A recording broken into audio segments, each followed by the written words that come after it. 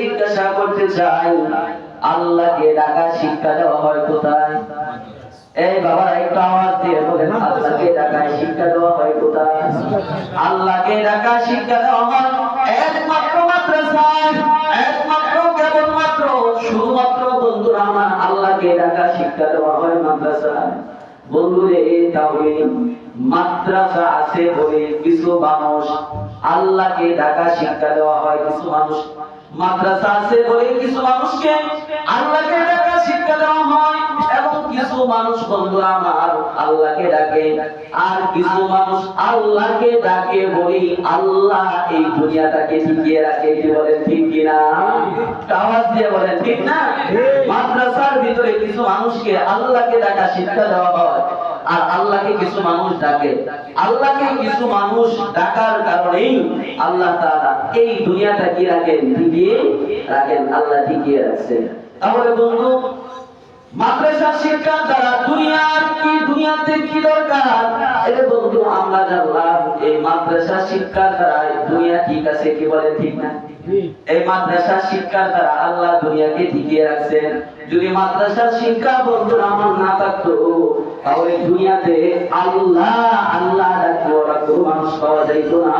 আর যখন আল্লাহ আল্লাহ ডাকতে ওরা দুনিয়াতে কোনো মানুষ পাওয়া না যাইতো, তখন আল্লাহ এই আসমান ঠিক রাখতেন না, আল্লাহ এই জমিন ঠিক রাখতেন না, সব কিছু আল্লাহ ধ্বংস করে দিতেন। কি বলেন ঠিক কিনা? তাহলে মাদ্রাসা শিক্ষার দ্বারা দুনিয়াবি কি লাভ? মাদ্রাসা শিক্ষা দুনিয়াতে কি দরকার? এটা আমরা জানলাম যে মাদ্রাসা শিক্ষার দ্বারা আল্লাহ তাআলা দুনিয়া টিকিয়ে রাখেন। মাদ্রাসা শিক্ষার দ্বারা আল্লাহ কি টিকিয়ে রাখেন? দুনিয়া। মাদ্রাসা শিক্ষা বিলীন হয়ে গেলে দুনিয়া আর কি থাকবে না? ঠিক থাকবে না। এবং আমরা যদি এই দুনিয়া ঠিক রাখতে চাই, তাহলে মাদ্রাসা শিক্ষার কি নাই? বিকল্প নাই। মাদ্রাসা শিক্ষা রাখতে এটা হলো দুনিয়াতে মাদ্রাসা শিক্ষার কি দরকার, এটা বুঝতাম। 2 নাম্বার, পরকালে মাদ্রাসা শিক্ষার কি দরকার? এর বন্ধু, মাদ্রাসার শিক্ষায় শিক্ষিত হয়ে, মাদ্রাসার শিক্ষায় যারা শিক্ষিত হয় তাদেরকে কি বলা হয়? একটু আওয়াজ দিয়ে বলেন, তাদেরকে কি বলা হয়? আলেম বলা হয়। তাদেরকে কি বলা হয়? আলেম। মাদ্রাসার শিক্ষায় যারা শিক্ষিত হয় বন্ধুরা আমার তাদেরকে আলেম বলা হয়। খুব খেয়াল দিয়ে শুনবেন এ মুসলমান, আল্লাহর নবী সাল্লাল্লাহু আলাইহি ওয়াসাল্লাম হাদিস শরীফের ভিতরে বলেছেন, জাহান্নাম থেকে নাজাতের পথ হলো 4টা। জাহান্নাম থেকে নাজাতের পথ কয়টা? 4টা। আল্লাহর নবী হাদিস শরীফের ভিতরে বলেন, ক্বালা রাসূলুল্লাহ সাল্লাল্লাহু তাআলা আলাইহি ওয়াসাল্লাম, আল্লাহর নবী কয়, কুন আলিমান আও মুতাআল্লিমান আও মুঈনান আও মুহিব্বান ওয়া ফি রিওয়ায়াতিন আও মুস্তামিআন ফালা তাকুন খামিসান ফাতাহলিক। আল্লাহর নবী কয়, দুনিয়ার মানুষরে জাহান্নাম থেকে নাজাত পাওয়ার পথ হলো 4টা। 1 নাম্বার পথ হলো, তুমি যদি জাহান্নাম থেকে নাজাত পেতে চাও তাহলে তুমি আলেম হয়ে যাও। 1 নাম্বার, যারা আলেম তারা জাহান্নাম থেকে বন্ধুরা আমার নাজাত পাবে। 2 নাম্বার, আল্লাহর নবী কয়, আও মুতাআল্লিমান, অথবা তুমি আলেমের ছাত্র হয়ে যাও। তুমি যদি ছাত্র হতে পারো তাহলে তুমি জাহান্নাম থেকে মুক্তি পাইবা, জাহান্নাম থেকে তুমি নাজাত পাইবা। 3 নম্বরে আল্লাহর রাসূল বলেন, আও মুহিব্বান, যারা আলেম তাদেরকে ভালোবাসো, তাদেরকে মহব্বত করো, তাহলেও তুমি মুক্তি পাইবা। আল্লাহর নবী আবার বলেন, আও মুঈনান, যারা আলেম এবং যারা ছাত্র তাদেরকে তুমি সাহায্য করো, সহযোগিতা করো। তোমার সামর্থ্য অনুযায়ী আলেমদেরকে সাহায্য করো, তোমার সামর্থ্য অনুযায়ী ছাত্রদেরকে সাহায্য করো, সহযোগিতা করো। আরেক রাওয়ায়াতের ভিতরে রাসূল বলেন, আও মুস্তামিআন, যারা আলেম তাদের কথা তুমি শ্রবণ করো, তাদের কথা তুমি শুনো।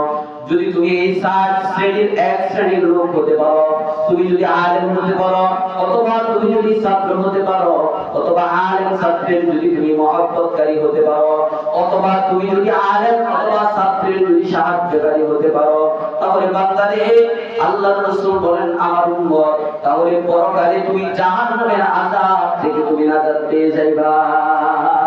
এবার আল্লাহ ওয়ালা তাকুন খামিসান ফাতাহলিক, বান্দারে তুমি পঞ্চম নম্বর হয়ো না, এরা আমার উম্মত তুমি পঞ্চম নম্বর হয়ো না। মানে রাসূল বলেন তুমি যদি আলেম না হও, তুমি যদি ছাত্র না হও, তুমি যদি আলেম এবং ছাত্রের সাহায্যকারী না হও, তুমি যদি আলেম এবং ছাত্রকে মহব্বত না করো, তাহলে আমার উম্মত তুমি শুনে রাখো ফাতাহলিক তোমার জন্য ধ্বংস অনিবার্য। তুমি পরকালে নাজাত পাইবা না, তুমি জাহান্নাম থেকে মুক্তি পাইবা না, তুমি ধ্বংস হয়ে যাইবা। তাহলে বন্ধুরা আমার, মাদ্রাসা শিক্ষার দ্বারা পরকালে কি লাভ? মাদ্রাসা শিক্ষার পরকালে কি দরকার বন্ধুরা? মাদ্রাসা শিক্ষায় শিক্ষিত হয়ে যারা, তাদেরকে আমরা আলেম বলি। যারা আলেম হয় বন্ধুরা, তারা পরকালে জাহান্নাম থেকে কি পায়? মুক্তি পায়। পরকালে জাহান্নাম থেকে কি পায়? মুক্তি পায়। তাহলে পরকালে যদি আমি আর আপনি জাহান্নাম থেকে মুক্তি পেতে চাই, তাহলে আলেম হওয়া ছাড়া বিকল্প কোনো রাস্তা নাই। আলেম হওয়া লাগবে। এর বন্ধু, একজন আলেমের মর্যাদা আল্লাহর রাসূল হাদিসের ভিতরে দিয়েছেন। একজন আলেমের মর্যাদা কতটুকু আল্লাহর রাসূল বলেন, ক্বালা রাসূলুল্লাহ সাল্লাল্লাহু তাআলা আলাইহি ওয়াসাল্লাম, আল্লাহর নবী কয়, ওয়া ইন্নাল আলিমা ওয়া ইন্না ফাদলাল আলিমি আলাল আবিদি কাফদলিল কমারি আলা সাইরিল কাওয়াকিব। আল্লাহর নবী বলেন একজন আলেমের মর্যাদা একজন আবেদের উপর তেমন, একজন আলেমের মর্যাদা একজন আবেদের উপর তেমন, কাফদলিল কমারি আলা সাইরিল কাওয়াকিব। আল্লাহর নবী কয় সমস্ত তারকারাজির উপর চাঁদের মর্যাদা যেমন, একজন আলেমের মর্যাদা আবেদের উপর তেমন। সুবহানাল্লাহ। আল্লাহর নবী বলেন, এটা দুনিয়ার মানুষ একজন আলেম একটা লোক সারা জীবন রোজা রাখে, প্রতিদিন রোজা রাখে বন্ধুরা, সারা রাত নফলে ইবাদত করে তাহাজ্জুদ করে। আরেকটা আলেম, সে আলেম হলো ইলমে দ্বীন অর্জন করে, ওহী জ্ঞান অর্জন করে আলেম হলো।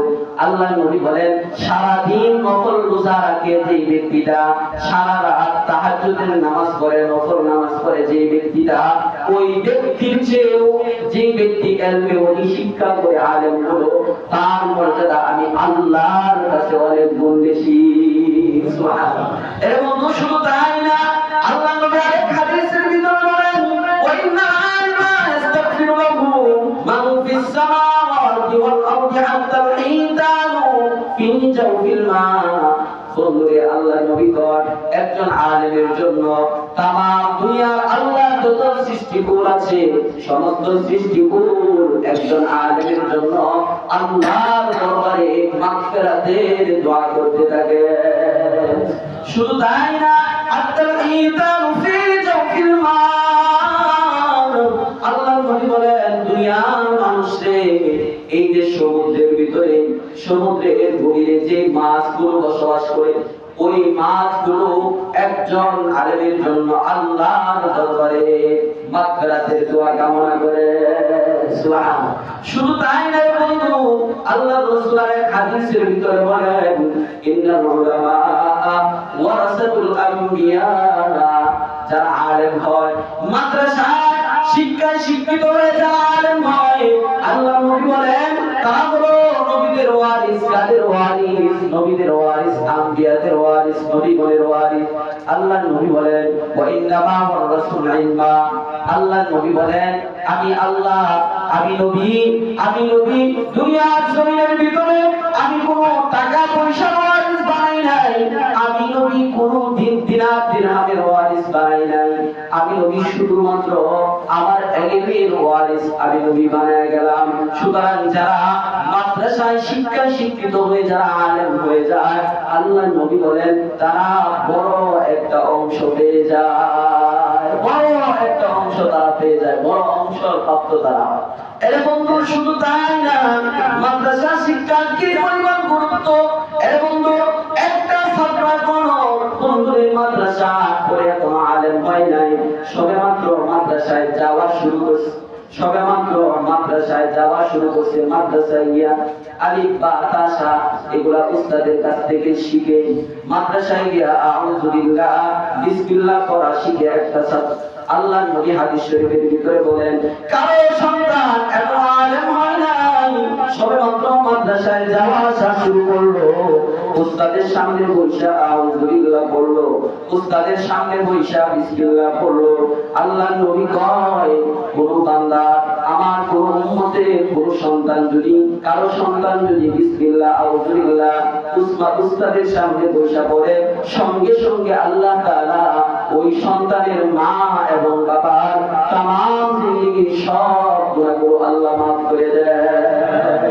এটা বন্ধু শুধু তাই না, আল্লাহ নবী কয়, যেই ছাত্রটা আলিফ বা তা শিখার জন্য মাদ্রাসায় যাতায়াত করে ওই ছাত্রের মর্যাদা কত হয়ে যায়। নবী বলেন, ওয়া ইন্নাল মালাইকাতা লাতাউ আজনিহাতাহা লিতালিবিল ইলমি।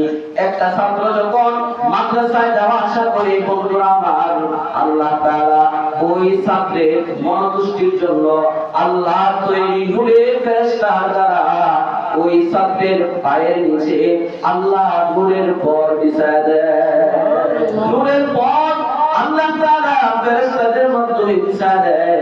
শুধু তাই না রে, আল্লাহর রাসূল বলেন, ক্বালা রাসূলুল্লাহ সাল্লাল্লাহু আলাইহি ওয়াসাল্লাম, মান সালাকা তরিকান ইয়ালতামিসু ফীহি ইলমান সাহহালাল্লাহু লাহু তরিকান ইলাল জান্নাহ। আল্লাহর নবী কয়, যে ব্যক্তি ইলমের শিক্ষা করার জন্য রাস্তা অতিক্রম করে, বন্ধু, যে ব্যক্তি ইলমের শিক্ষার জন্য মাদ্রাসায় যায়, যাতায়াত করে, আমি আল্লাহ তার জন্য জান্নাতে যাওয়ার রাস্তাকে সহজ করে দেই। সাহহালাল্লাহু লাহু তরিকান ইলাল জান্নাহ, জান্নাতে যাওয়ার রাস্তা আল্লাহ সহজ করে দেন। তাহলে বন্ধু, আমরা জানলাম মাদ্রাসা শিক্ষার দ্বারা আল্লাহ দুনিয়া টিকিয়ে রাখেন। পরকালে মাদ্রাসা শিক্ষার কি দরকার? পরকালে মুক্তি পাইতে হলে মাদ্রাসা শিক্ষা লাগবে। এর বন্ধু শুধু তাই না, যারা মাদ্রাসা শিক্ষায় শিক্ষিত হয়, বন্ধুরা আমার, এই সন্তানগুলো কোনদিন মা বাবার অবাধ্য হয় না। যারা মাদ্রাসার শিক্ষায় শিক্ষিত হয়, যারা মাদ্রাসার শিক্ষায় যারা শিক্ষিত হয়, এই সন্তান কোনদিন মা বাবার অবাধ্য হয় না। এর বন্ধু, বর্তমান জামানার ভিতরে অনেক শোনা যায়, সন্তান মা বাবার কথা শোনে না, মা বাবার অবাধ্য হয়ে যায়, সন্তান মা বাবাকে কেয়ার করে না। এরে বাবা, এটা কেন করে না? এটার দোষ মা বাবার। মা বাবা তার এই সন্তানকে সুশিক্ষায় শিক্ষিত করতে পারে না, এজন্য আজ সন্তান মা বাবার অবাধ্য। এজন্য সন্তান মা বাবার কথা শুনে না, মা বাবাকে কেয়ার করে না। কারণ হলো মা বাবা এই সন্তানটাকে সুশিক্ষায় কি করে নাই? শিক্ষিত করে নাই। আল্লাহ তাআলা কোরআনের ভিতরে বলেন, অবশ্যইনাল ইনসানা বিওয়ালিদাইহি ইহসানা। মা বাবার সাথে সদাচরণ করো, মা বাবার সাথে ভালো আচরণ করো। বর্তমানে দুনিয়ার জমিনের ভিতরে যত সন্তান মা বাবার সাথে খারাপ আচরণ করে, মা বাবার অবাধ্য, বন্ধুরা আমার, তারা শিক্ষিত হলেও তারা সুশিক্ষায় শিক্ষিত না হওয়ার কারণে মা বাবার সাথে ভালো আচরণ করতে পারে না। কি বলে, ঠিক না? এর বন্ধু শুধু তাই না, বাংলার জমিনে সারা বিশ্বের যতগুলা বৃদ্ধাশ্রম আছে, সবগুলা বৃদ্ধাশ্রমে আপনি খোঁজ নিয়ে দেখবেন, কোন একটা বৃদ্ধাশ্রমের ভিতরে কোন হাফেজের মা বাবা নাই, কোন আলেমের মা বাবা নাই, কোন মুফতির মা বাবা নাই। বড় বড় জেনারেল শিক্ষায় শিক্ষিত বড় বড় ডিগ্রিধারী ব্যক্তির মা বাবা বৃদ্ধাশ্রমের ভিতরে থাকে। কি বলেন, ঠিক না? তারা শিক্ষিত কিন্তু সুশিক্ষা তারা পায় নাই। সুশিক্ষা না থাকার কারণে মা বাবাকে, বন্ধুরা আমার, বৃদ্ধ বয়সের ভিতরে অন্যের জায়গায় দিয়ে দেয়, মা বাবাকে বৃদ্ধাশ্রমে রাখে। তাহলে বন্ধু, মাদ্রাসার শিক্ষায় যারা শিক্ষিত হয়, এই সন্তানগুলো কোনোদিন মা বাবার অবাধ্য হয় না। এর বন্ধু শুধু তাই না, মাদ্রাসার শিক্ষায় যারা শিক্ষিত হয়, এরা বন্ধু আমার আদর্শ সন্তান হয়, এরা দেশের আদর্শ নাগরিক হয়। মাদ্রাসায় শিক্ষায় শিক্ষিত যারা, এরা দেশের আদর্শ নাগরিক হয়। কেমনে? এর বন্ধু, স্বাধীনতা, বাংলাদেশ স্বাধীন হওয়ার পর থেকে আজকের এই দিন পর্যন্ত, বন্ধু আমার, বাংলাদেশের ভিতরে যত দুর্নীতি হয়েছে, বাংলাদেশের যত সম্পদ বন্ধুরা আমার লুটপাট হয়েছে, বিদেশে বাংলাদেশের যত সম্পদ বন্ধুরা আমার পাচার হয়েছে, আপনি তল্লাশি করে আল্লাহর কসম পাবেন না কোন মাদ্রাসা শিক্ষায় শিক্ষিত কোন আলেম কোন হাফেজ কোন বন্ধুরা আমার মুফতি সাহেব করেছে, পাবেন না। তারা আদর্শ নাগরিক, যারা মাদ্রাসার শিক্ষায় শিক্ষিত হয় তারা বন্ধুরা আমার আদর্শ নাগরিক হয়, তারাই একমাত্র আদর্শ নাগরিক। তারা কোন সময় দেশের সম্পদ নষ্ট করে না, তারা কোন সময় দেশের সম্পদ বাহিরে পাচার করে না। কি বলেন, ঠিক কিনা?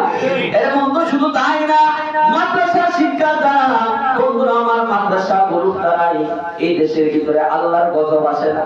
মাদ্রাসা গুরু হলো আল্লাহর গজব বন্ধ হয়ে যাওয়ার একটা মজবুত দুর্গ। দেশের প্রত্যেকটা মাদ্রাসা আল্লাহর গজব বন্ধ হয়ে যাওয়া বন্ধুরা আমার এক একটা দুর্গ। আল্লাহর রাসূল আল্লাহ তাআলা বলেন, যখন কোন উম্মত আল্লাহর কোন বান্দা কোন বান্দি যখন গুনাহের মাঝে লিপ্ত হয় বন্ধুরা আমার, তখন আল্লাহ তাআলা ওই জাতির উপর, ওই সম্প্রদায়ের উপর, ওই ব্যক্তির উপর আল্লাহ গজব নিয়ে আসে। কিন্তু আল্লাহ বলেন, ওয়া কানাল্লাহু লিউআযিবাহুম ওয়া আনতা ফীহিম ওয়া মা কানাল্লাহু মুআযিবাহুম ওয়া হুম ইস্তাগফিরুন। আল্লাহ বলেন, আমি আল্লাহ তাদেরকে গজব দিতে পারি না, আমি আল্লাহ তাদেরকে শাস্তি দিতে পারি না যাদের মধ্যে নবী থাকেন। নবী তো এখন নাই। এবার আল্লাহ বলেন, ওয়া মা কানাল্লাহু মুআযিবাহুম ওয়া হুম ইস্তাগফিরুন। আল্লাহ বলেন, আমি আল্লাহ তাদেরকেও শাস্তি দিতে পারি না যারা আল্লাহর কাছে ক্ষমা চায়, যারা আল্লাহর কাছে অন্যায় করার পরে ক্ষমা চায়। এর বন্ধু, অনেক বাংলার জমিনে বিভিন্ন দেশে অনেক মানুষ এমন আছে সারা রাতের শুরুতে বিভিন্ন বন্ধুরা আমার নেশার ভিতরে আড্ডায় লিপ্ত হয়, নেশাগ্রস্ত হয়ে যায়, বিভিন্ন গুনাহ করেন, নর্তকিনিয়া গুনাহ করেন, বিভিন্ন বন্ধুরা আমার বিভিন্ন অশ্লীলতার ভিতরে লিপ্ত হয়ে বন্ধুরা শেষ রাত্রে তারা বিভোর হয়ে ঘুমিয়ে যায়। কিন্তু বন্ধু, বাংলার জমিনের ভিতরে সারা বিশ্বের ভিতরে মাদ্রাসার শিক্ষায় যারা শিক্ষিত হয়, মাদ্রাসার একদল শিক্ষক একদল ছাত্র ভোর রাতে বন্ধুরা আমার তারা উঠে আল্লাহ দরবারে তাহাজ্জুদের নামাজে দাঁড়ায় যায়, কোরআনের তেলাওয়াত করে। আল্লাহ বলেন, ওই যে মাদ্রাসার ছাত্র উস্তাদ ভোর রাতে আমি আল্লাহর সামনে দাঁড়ায় তাহাজ্জুদ করে, তারা আমি আল্লাহর কালাম তেলাওয়াত করে, এই জন্য রাতের শুরুতে যারা অন্যায় করেছে তাদের কারণে আমি আল্লাহ তাদেরকে আযাব গজব দেই না। তাহলে মাদ্রাসার দ্বারা আল্লাহ আযাব গজব বন্ধ রাখেন। তাহলে বন্ধুরা আমার, আমরা যারা মাদ্রাসায় পড়ি নাই, আমাদের যাদের সন্তান আছে তাদেরকে আমরা কমপক্ষে মাদ্রাসায় তো দিতে পারি। কি বলেন? আপনার সন্তানকে আপনি ডাক্তার বানান, আপনার সন্তানকে বড় ইঞ্জিনিয়ার বানান, আপনার সন্তানকে বড় কিছু করেন, কোনো অসুবিধা নাই, কোনো অসুবিধা নাই। মুসলমানের সন্তান ডাক্তার হবে, এটা মুসলমানদের জন্য গৌরব। মুসলমানের সন্তান ইঞ্জিনিয়ার হবে, এটা মুসলমানদের জন্য গৌরব। কিন্তু বন্ধুরা আমার, বাবারা আমার, সবার প্রতি আমার একটা আকুল আবেদন থাকবে, আপনার এই সন্তানটাকে প্রাথমিক শিক্ষা যেটা ফরজ আইন, এই শিক্ষাটা আগে দিবেন। শুদ্ধ কোরআনের শিক্ষাটা দিবেন। আপনার সন্তানটা যেন শুদ্ধ করে কোরআন পড়তে পারে, আপনার সন্তানটা যেন দ্বীনি মাসায়েল তার জীবনকে পরিচালনা করার জন্য যতটুকু মাসলা দরকার এতটুকু যেন সে প্রাথমিক শিক্ষা দিতে পারে। 40টা হাদিস যেন সে মুখস্থ সে যেন জানে। তাহলে আপনার এই সন্তানের প্রাথমিক শিক্ষা যদি কোরআনের হয়, প্রাথমিক শিক্ষা যদি হাদিসের হয়, প্রাথমিক শিক্ষাটা যদি দ্বীনি মাসায়েলের হয়, তাহলে আপনার এই সন্তান যদি বড় ডক্টর হয়, বড় ইঞ্জিনিয়ার হয়, আল্লাহর কসম, খোদার কসম, কোনদিন আপনার এই সন্তান আপনার অবাধ্য হবে না, কোনদিন আপনার এই সন্তান আল্লাহর সাথে নাফরমানি করবে না, কোনদিন আপনার এই সন্তান রাসূলের সাথে নাফরমানি করবে না। আল্লাহ আমাদের সবাইকে, যাদেরকে সন্তান দিয়েছেন, আমরা যেন আমাদের সন্তানগুলোকে আমরা প্রাথমিক মাদ্রাসার শিক্ষায় শিক্ষিত করতে পারি। আল্লাহ তাওফিক দান করুন। আমিন। ওয়া